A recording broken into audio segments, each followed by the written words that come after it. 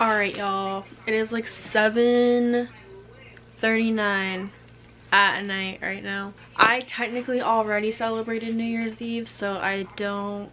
Actually, that's a lie. I'm gonna FaceTime my boyfriend at midnight, but I'm not like going out or anything, which is probably a good thing. If you know me, if you've been like following me or my life recently, I mean, clearly you can tell I used to drink a lot.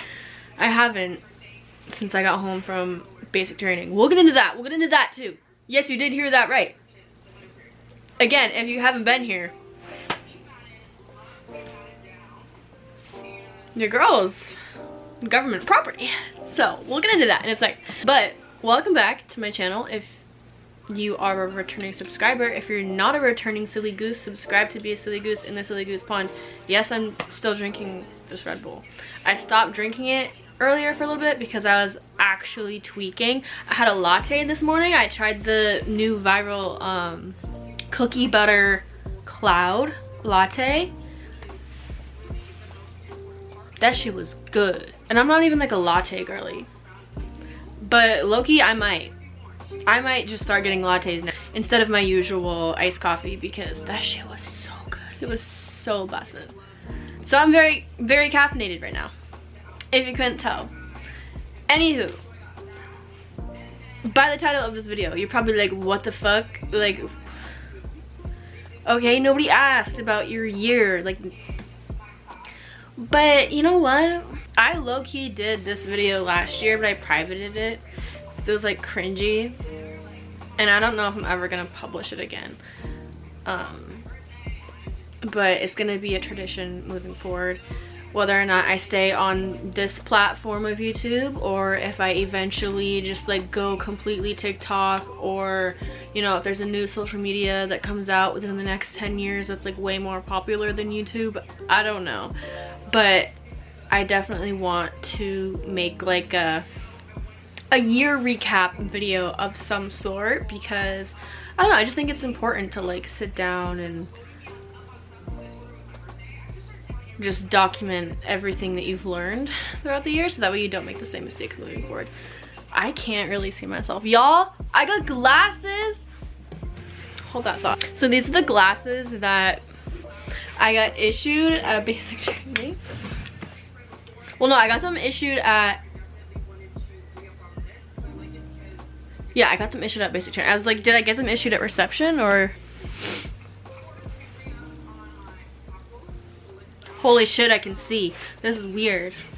Y'all, should I just leave them on? Nah. I really only wear them when I'm reading or like writing. But I'm supposed to wear them like 24/7, but like I want to go get contacts like prescribed, so that way I don't have to wear glasses. Enough of that. So let's just talk about, let's just get into it. Let's talk about the fact that I've lived so many lives this year, and I've had so many eras this year. I feel like there's a significant difference between this year and last year, because like last year, 2024, I stayed at the same job. I was at McDonald's for that whole entire year, and I was in a situationship with the same person for that whole year, for a year and a half. My life was just so different. I was so obnoxious. Like 23, 24-year-old Kiki, holy shit. Like I went back and privated all of my videos. Like if you're a returning subscriber and you see this video right now and you're like, where did all of her videos go? I privated all of them because I just wanted a clean slate. I might go back and publish a few of them at some point, but I need to like go back and like rewatch all of them and make sure that I'm not saying shit that I don't want out there, because that's another thing, that's another like area where I've really grown this year. Is I used to just say the wildest shit, like the most out of pocket, just like obnoxious shit, and I had no filter and I didn't care, and I said it for attention and I said it for like the shock value. And I feel like the older that I get, the more that I'm really considering my digital footprint and, you know, who is watching you. Like I'm in a relationship now, and we're gonna get into that as well, but he comes from a family who is normal, and his parents are normal. And so like I think about that with everything that I post now. Like, would I want my boyfriend's parents to see this? And it's not even that I'm like being fake or like really suppressing myself all that much, but it's just like I'm more cautious and more, I just care more, if that makes sense. So starting in January, I left McDonald's January 18th of 2025. That was my last day at McDonald's. And I started school. I was in college for a little bit. I started taking online classes. Because I was borderline an alcoholic, but I don't even want to say that, because I never felt like I needed to drink every single day, but I was drinking at least 2 to 3 times a week, which is very excessive and not good for you at all, like at all. I developed dyspepsia, which is basically where you throw up every single time that you eat. And that went on for like, I want to say 5 months, because it started like right after I left McDonald's, like late January, early February, all the way until like June. And I lost so much weight. I was so skinny. Like, I was so skinny. I felt like shit. I couldn't eat. I was throwing up every single time I ate something. And my sister, her bedroom is like right below mine, and she would text me and be like, I hear you throwing up there, are you okay? And like my heart, like, I did that to myself. Like, the doctors thought that it was a kidney infection. Well, no, they thought it was a gallbladder infection first, and then they thought it was a kidney infection. And I had my blood drawn and everything, like my panels came back normal. So I never really got like a answer. They're just like, oh, you have a dyspepsia, here's some anti-nausea meds, and sent me home. I never even ended up taking them because I was too anxious to take them, but it went away on its own inevitably. I think that era of my life, like that time, I never really cared about my physical health growing up, because I couldn't. If you're new here, I didn't have a good childhood. So instead of like being in the present moment and enjoying my childhood for what it was, I was in survival mode. So I kind of like put my physical health on the back burner, because obviously it wasn't like priority. But now that I'm older, I'm pushing 30, you guys. I'm not 21 anymore. I like, those health issues are like starting to creep up and show a little bit. And so I was like, all right, you can't like just go crazy with this drinking. You gotta like, you know, save it for special occasions. You don't need to drink every single weekend. That's a little bit excessive. It was costing me my health. Like, I couldn't eat. I felt like shit all the time. Like, every single day for months. I couldn't like do anything. Like, I couldn't get up, I couldn't do my makeup, I could barely shower and get dressed. Like, it was awful. And so I stopped drinking for a little bit, and then right around, I want to say it was like June, I started, no, let's go back. I didn't even include the grocery store job. So in March, and this is why I left that job, was because I was so sick and like bedridden and I couldn't leave my bed. There's also like transportation issues, but we'll get into that. When I left McDonald's, the reason why I left is because I applied to a grocery store and they paid like $1 more than McDonald's did. So I was like, peace, I'm out of here. I've been here for 2 years. Y'all suck. You're the most toxic job I've ever been at. Bye. Adios. So I started that job and I worked in the seafood department of that undisclosed grocery store, and it wasn't bad. Like, the job itself wasn't bad at all. I actually liked it. It wasn't you know, like toxic. Obviously there was like some dysfunction because all part-time jobs have dysfunction, but it was doable, like it was manageable, you know. It was my first job that wasn't like at a fast food, because I've done Subway, I've done Dunkin', I've done McDonald's.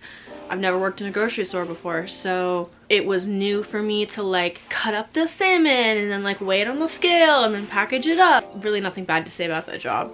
It was fine, like it was a job. I'm gonna take this off actually. My sister and I ate pizza tonight for New Year's. We're gonna do pizza and beer, but my sister's sick right now, so she was like, maybe I shouldn't drink beer. And I was like, okay, sister. So we didn't have a little drink, but that's okay.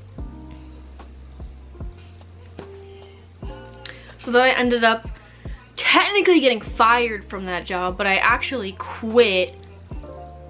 And then like I didn't put my 2 weeks in, but I was just like, I don't think I can work here anymore. Because I was taking the bus there, like the public bus, and they didn't show up for like 2 nights. Not like 2 nights in a row, but I wasn't itching my butt, by the way. I was tucking in my under tank top in my jeans. And you know, mind you, December through March, really, even April in Vermont, it's freezing and there's lots of snow and there's lots of ice and slush everywhere. And so I don't want to be standing out there for half an hour because the bus just didn't show up. And so I have to FaceTime everyone I know, hey, can you come pick me up from work? Because the bus never showed up, and then I have to wait an hour because the grocery store was like an hour away from my house. So it just wasn't the most convenient job in the world because of that. And also I was sick, like very, very sick. So I emailed my boss and I said, I'm so sorry, but like I don't foresee this working out anymore. And then I got a letter in the mail saying that like I was fired. But I was like, but I quit though, like, okay. I'm pretty sure they just did that because it was like within the company's policy that you like technically have to let them know, which makes sense. So that whole era was an era. So I was there for, I want to say like maybe a month and a week, something like that. And then from like April to June I was unemployed, but I was still, you know, attempting to run my candle business and attempting to do social media and, you know, do what I was doing before. And then I finally landed on this job at a undisclosed pizza place, and here's where the magic happens. So if y'all have been subscribed to me since like 2021, when I left Subway back in 2021, I applied for this job this pizza place, right? 4 years ago. Because I liked working at Subway, but I just wanted to work in another location. So I found this location, and so I applied, but this Subway location was inside of a Jiffy Mart. So they were like, well, at this location you will be cross-trained, so you will learn how to like do, like, my battery is about to die. All right, there's a new battery now, but the angle might be slightly different than the one before. I'm sorry if that's the case. Where was I? So I applied to this pizza place 4 years ago, and then I never heard back from them. So obviously I found another job eventually. Get this job 4 years later. And it's like new owners now. So it's not the same people that ran it 4 years ago when I first applied. And there was this boy who would come in. He was a regular there. And, you know, I didn't think much of it because I wasn't there for a relationship. I was there to do my job. And, you know, he would just come in and he would yap to us and talk to us because one of my coworkers, who was actually dating my sister now, I love that for them. grew up with him, so he knew him, so he would like talk to him while we were working. And one day I was working alongside my coworker Judith, who is 71 years old, and it was just us two working that night. And this boy stood in the doorway for an hour, just yapping. And because I wasn't born yesterday, I was like, there's no way that this kid gives that much of a shit about what the hell Judith has got going on in her life. It must be that redhead that's working, huh? So I did what I had to do, guys. I did what I had to do. And you know, we go on a few dates, we start hanging out. Like 3 weeks later, he's like, can I be your boyfriend? I was like, yeah, you can. So that's how our little love story like began. That's how it unfolded. And yeah, it's the best. It's the happiest I've ever been. And thank God that I moved on from the situationship that I was in prior. Because there was a final nail in the coffin, but I don't even really want to get into that because I feel like talking about it like puts energy into it, and like that situation is like a thing of the past. Like, you know, like I've outgrown it. Like we're not there anymore, so we don't need to like re-dig it up out of the grave. You feel me? So if y'all were here for that, like if you have survived a WLW toxic situationship, you are one of the strongest soldiers. So anywho, yeah, I'm in a relationship with a man, and it's the best relationship I've ever been in. And if he watches this, hi baby, I love you.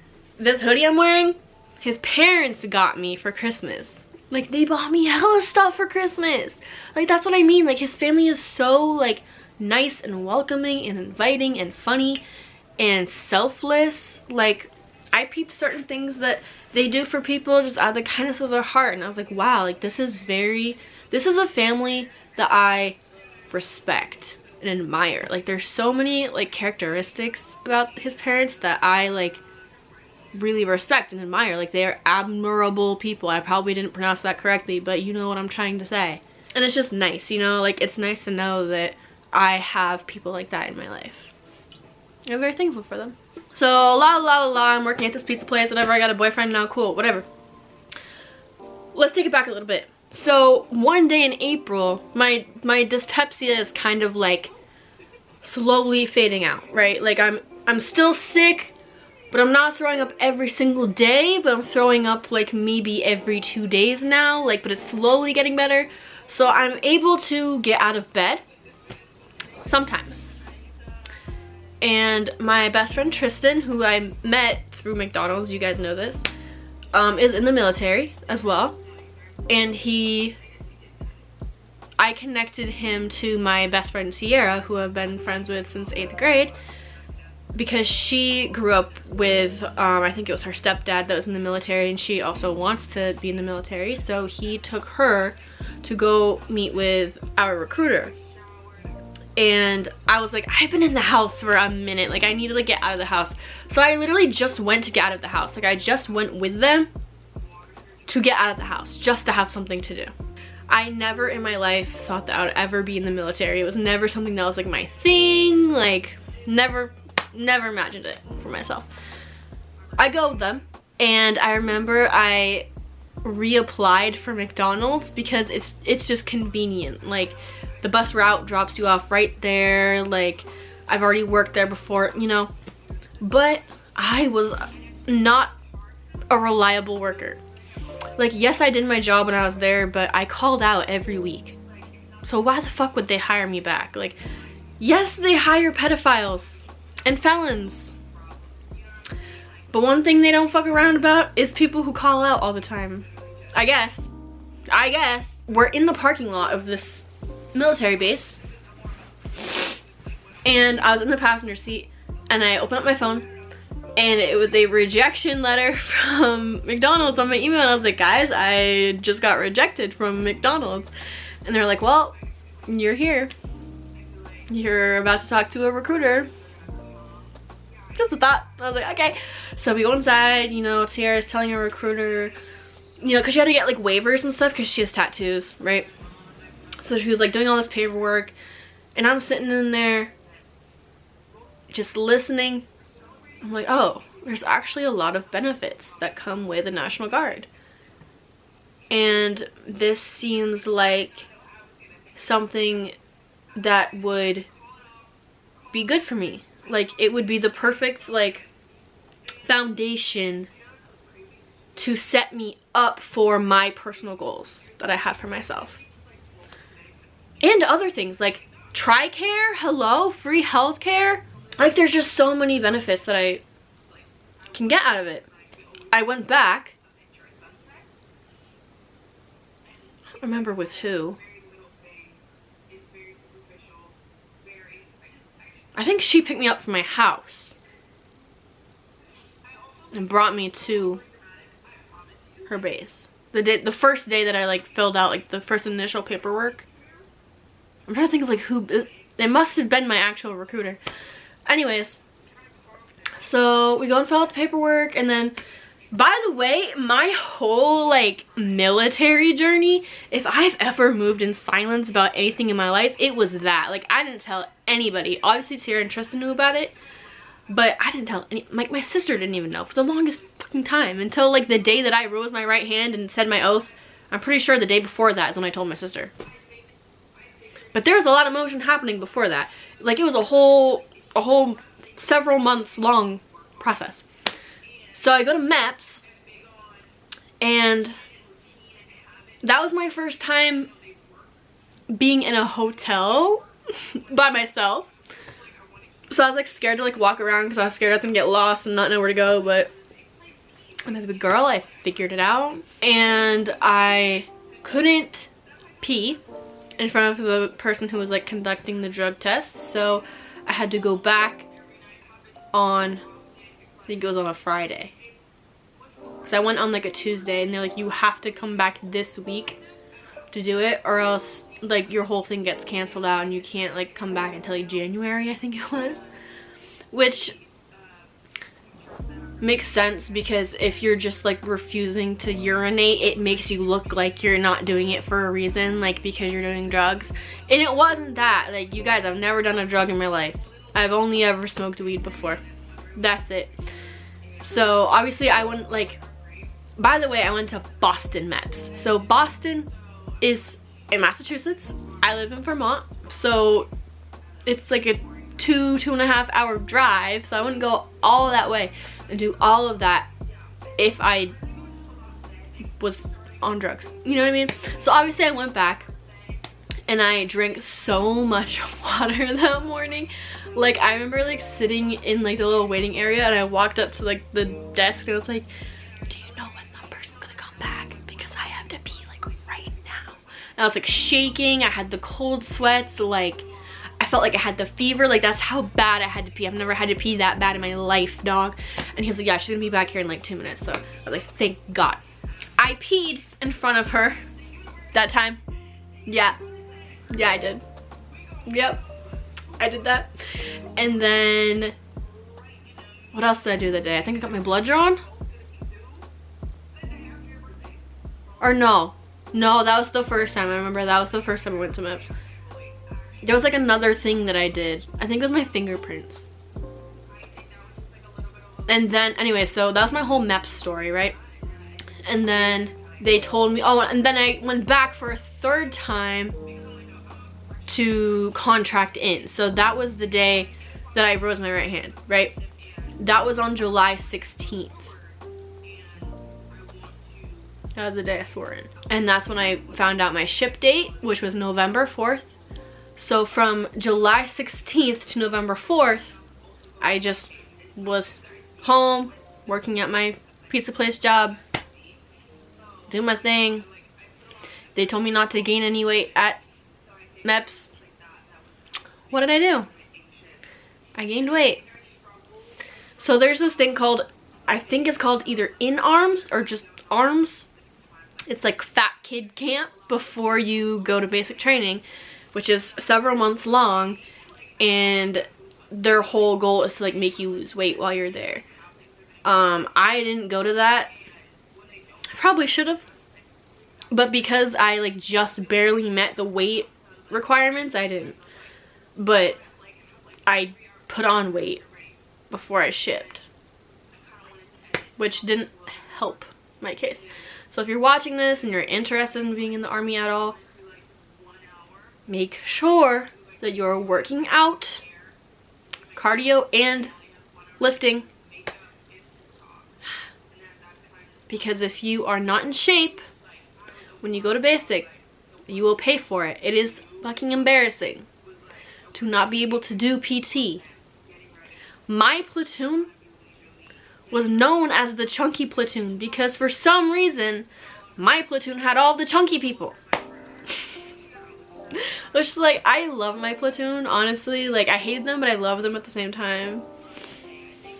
Like, I want to make a whole other video like just about like my 5 weeks of basic training. So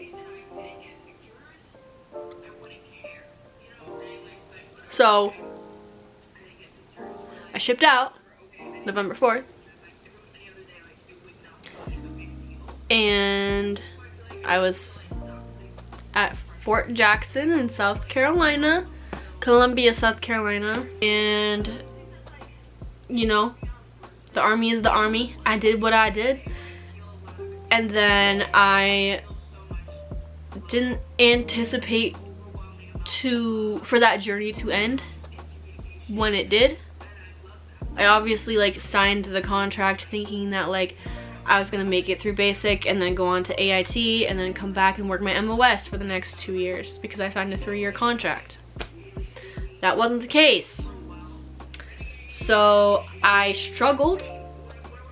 Obviously, like, I knew it was gonna be hard and I knew it was gonna be challenging, okay? I didn't think that like it's just gonna be easy. Like, I knew almost what I signed up for. I knew how drill sergeants were, like I knew it was like working out every day. Like, I knew that I would learn how to shoot a gun. Like, you know, vaguely I knew what I signed up for, but when it came to like more specific things, I should have done more research. Like, I had no idea what the forge or the anvil or the hammer were. I didn't know that we were gonna have to ruck. I had no idea what rucking was prior.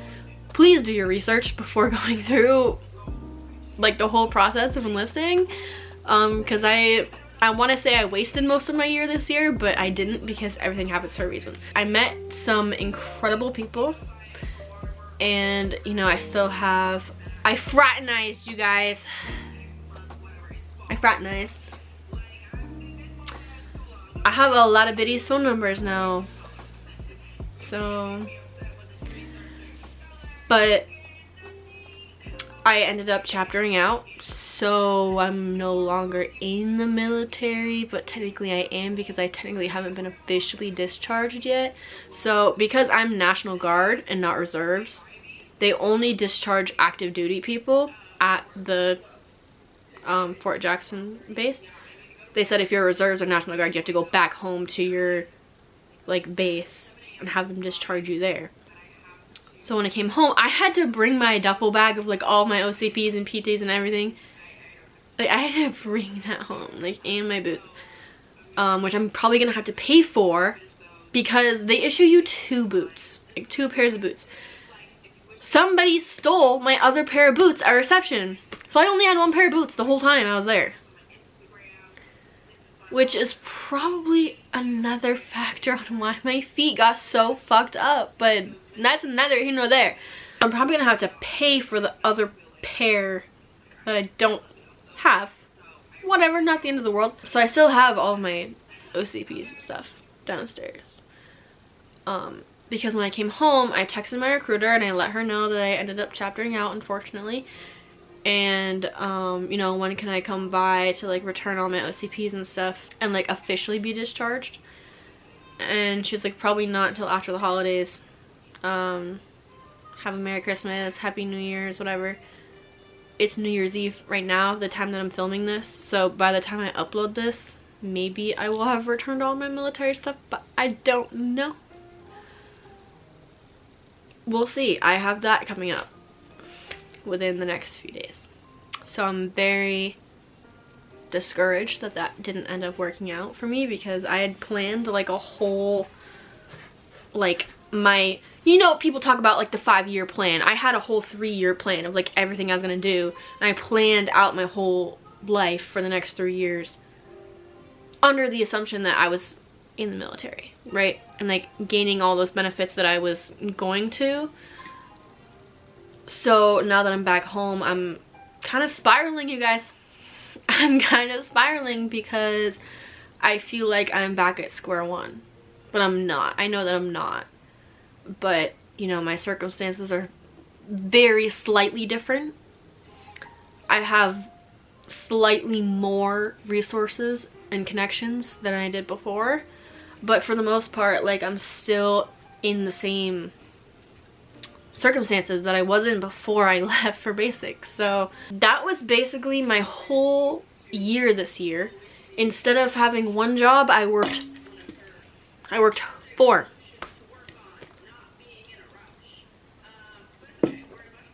So when I get my taxes back in January, or whenever I file them, it's gonna be, I don't remember if I filed my taxes last year like including the grocery store or not including the grocery store. I think maybe it was just McDonald's. I don't know. But if I didn't include the grocery store, then it's gonna be the grocery store, the pizza place, and the army.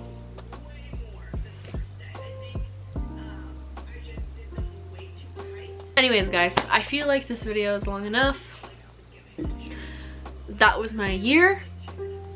Know your worth. Know what you deserve.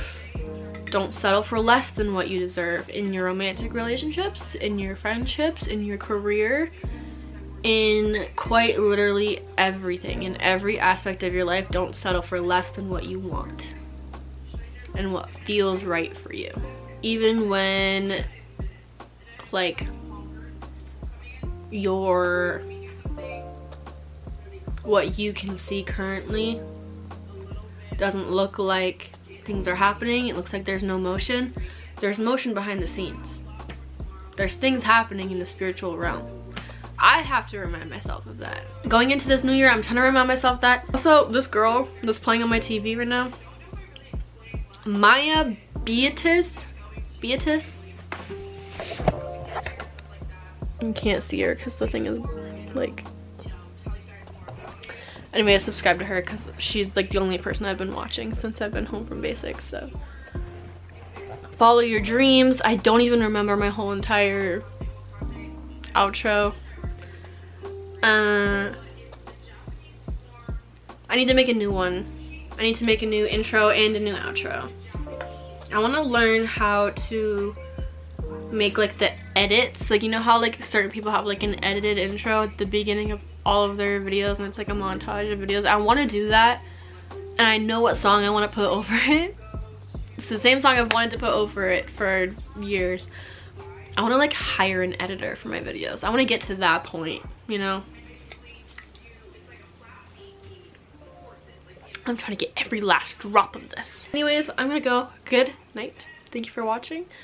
If you want to see more of me, subscribe to be a silly goose in the silly goose pond. All my social medias are linked below, and I will see you guys probably on Tuesdays.